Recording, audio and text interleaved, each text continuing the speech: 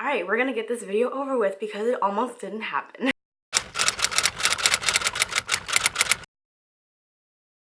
Hey everybody, welcome back to the Serious Science channel and welcome to a new video. So if you guys watched my moving back to college vlog that I posted 2 weeks ago now on the channel, you will have saw at the end that I had a proposal for you guys. My proposal was to do like a totally like rant slash unplanned slash let me just talk about my feelings about none other than Illuminae. So if you guys saw this video, you guys saw that I said that I just wanted to talk and rant and kind of scream about this book, and that's what we're doing today. It's currently 5 p.m. and the light is supposed to fade at 6:30, so I'm going to try to make this video quick. But I also have an unboxing because I ordered both Gemina and Obsido, and they're here from Book Depository. They're right here. I can't wait to open them and like just hold all the books in my hand. But anyway, let's get into what I thought about this crazy book. I have some pointers on my phone because I wanted to make sure that this wasn't just me screaming and I was actually discussing some things that I really enjoyed about the book.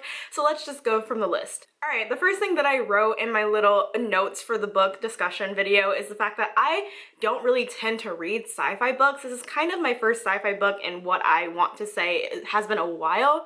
So if I seem overly hyped, or if you're like, well, Illuminae was whatever, like I don't know why she's so excited about it, it could be that I'm a little uncultured, I don't know, but I literally like this book, so it's kind of, that was just like a disclosure. What is it? It's not a disclosure, what is it called? Disclaimer. I also just wanted to give a little disclaimer that this video is going to be a spoilery discussion, so if you've never read Illuminae by Jay Kristoff and Amy Kaufman, do not watch this video until you have read it, because I'm going to be talking about everything from the beginning, middle, and end, so if you don't want it to be spoiled, don't watch. Come back later. Alright, so now that we can discuss openly for the people that are still watching, let's talk about these characters, okay? These characters, like, I just love them so much. The first person that I went into on my little notes thing is Katie, because I just loved her so much. If there's one thing in YA like books that I really like, it's a strong female protagonist. There's something about strong females that know what they want and know what they have to do that just make me want to become them. I just want to embody that same energy, because I mean, I would say that for me in real life, I'm pretty much a docile person. I don't like confrontation. I don't really like, I mean, I will assert myself if I really need to, but if it's like a situation that doesn't really need to escalate, I don't tend to assert myself.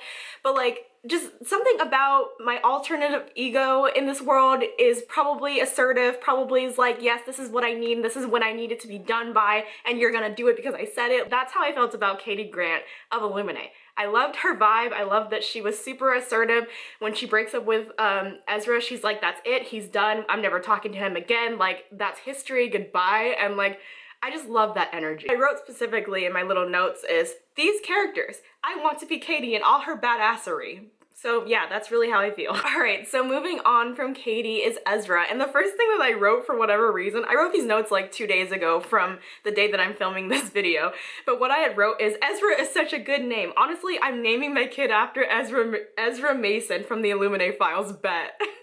Honestly though, I really love his name. It's so good. Like Ezra, it just has like a, I don't know, it has a zing. I love it. I'm living for it. I want that name for a child of mine. In all seriousness, I really loved Ezra. He's such an archetypal guy, like teenager. He's like, oh, I have no emotions, and like, I feel nothing, I'm not scared, but then he's also covering the emotions that he's obviously feeling with his dark humor. I really thought that the chat log dialogue that comes up in Illuminae really like accentuated Ezra's like archetypal like teenage boy persona, because it's like he gets to hide behind a computer screen and he also gets to hide behind his dark humor. And I think that that was really realistic, especially of a character that's supposed to be around 17, 18. Really loved about Ezra is his moments of raw emotion when he's not hiding behind his dark humor, when he's not hiding behind the text on his screen.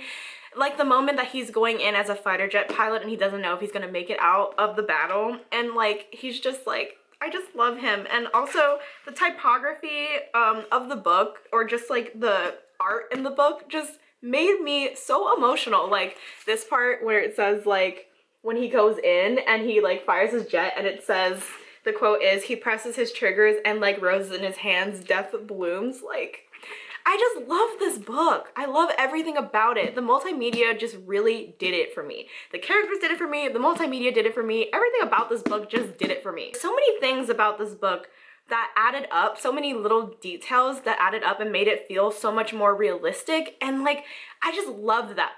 And of course, we wouldn't be having a spoiler discussion of the Illuminae files if we weren't talking about that ending, okay? The plot twist of Aiden tricking Katie into believing that Ezra is dead. That really just sent me, guys. Like, I don't know if you had that reaction when you read this book, but like, that sent me. The moment I found out that Ezra was dead, I literally cried. Like, I'm not kidding. I cried. And like, I haven't cried reading a book in a while.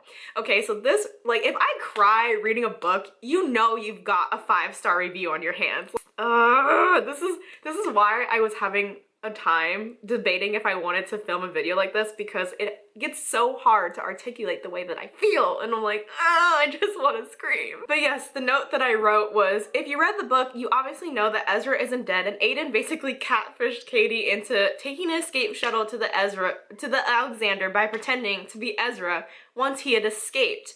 What a smooth move, smooth manipulative move, Aiden. And like, part of the thing that I talked about in my review also on my blog is the fact that Aiden has this kind of like dual consciousness of the fact that at the end of the day, like, Aiden is a computer, it's made of code, it can't be killed, it can't be harmed, but it's still aware of the fact that humans can, and it's conflicted because it's like, oh, I actually really care for Katie and I don't want her to die. Why am I feeling like this? Why did they give me this self-awareness? And I just think that having this complicated protagonist that's not even human was just another dimension that I didn't even see coming. This book really did it for me. I'm gonna keep saying the same things over and over again. Why did I film this video?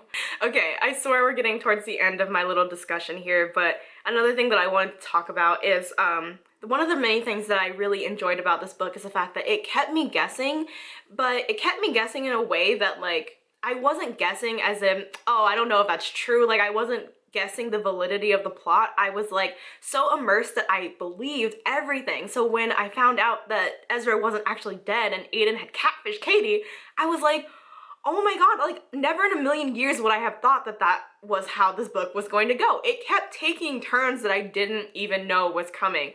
Like, maybe that's just me being oblivious, because I'm not gonna lie to you guys, I didn't even read the synopsis of this book. I was going to read it anyway, and I kind of went into it blind. And I don't know at the end of the day if that's part of the reason why I was so, like, shook by it. But if it is, I might start doing that more often, because this book got me and I wasn't expecting anything.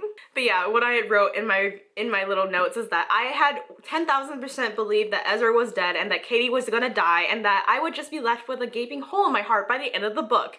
And honestly, if that's how this book would have turned out, I honestly wouldn't have been surprised. Like I said, guys, it just did so much for me, and I'm just like, I still just can't even process it, and it's been like 3 weeks since I've read it now. Okay, and the last thing that I want to talk about before we move into the unboxing of the last 2 books was the ending of Illuminae, okay? The ending, I'm going to find the quote that I want to talk about right now, because Katie and her badass self, I just can't, okay? Let me find the quote.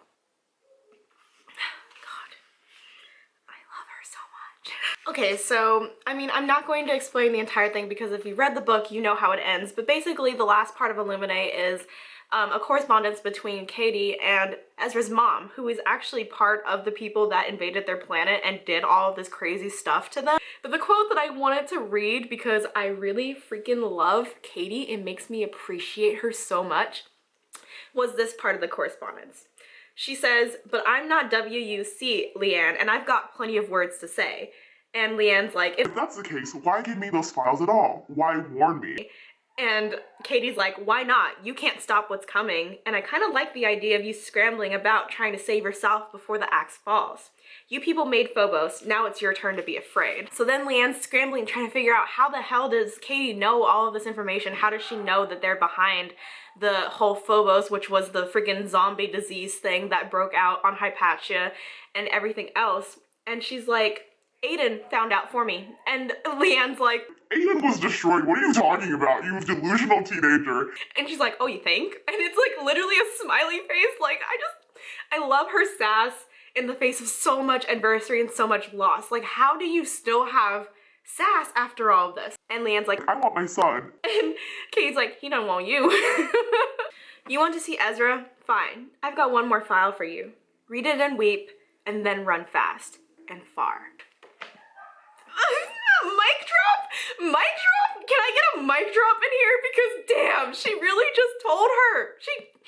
Ooh, okay, all right. Anyway, that concludes my rant, like, discussion of Illuminae. Like I said, this book made me feel so many different things, and without this video getting so long, I'm gonna go ahead and move into the unboxing of the last 2 books of the trilogy, so let's do it. I've got both of them here. I don't know which is which. I'm a little concerned because if you can tell, the thickness difference between these 2 books are weird, and I'm like, I only ordered these 2 books, so I don't know why they're so different in like thickness, but we're gonna find out.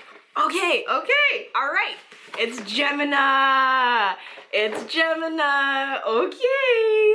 All right, that's 2. Oh my God, it's bigger. All right, so my camera decided to be rude and stop recording there for a second, but anyway, I just unboxed it. It's Gemini. I hope I got that part on camera, my actual reaction. If you guys didn't hear me just say it, it is thicker and bigger than Illuminae, so she's a big girl. Like, I'm gonna have a time reading this, but I'm so excited. Okay, so let's open up Obsido then, and then I can hold all 3 in my hands. Like, here we go. Yes, Obsido. Obsidio. I don't even know if I've been saying this right the entire time. There are some sticky notes on here and I don't really know why, but we're gonna pretend like nobody saw that. Obsidio? Anyway, number 3, the last book of the series. It's smaller and it's thinner, so I guess that makes sense. So I have all 3, guys, all 3. Okay, let me orient myself. There we go. I can't wait to post a picture of all of these on Instagram, just like this.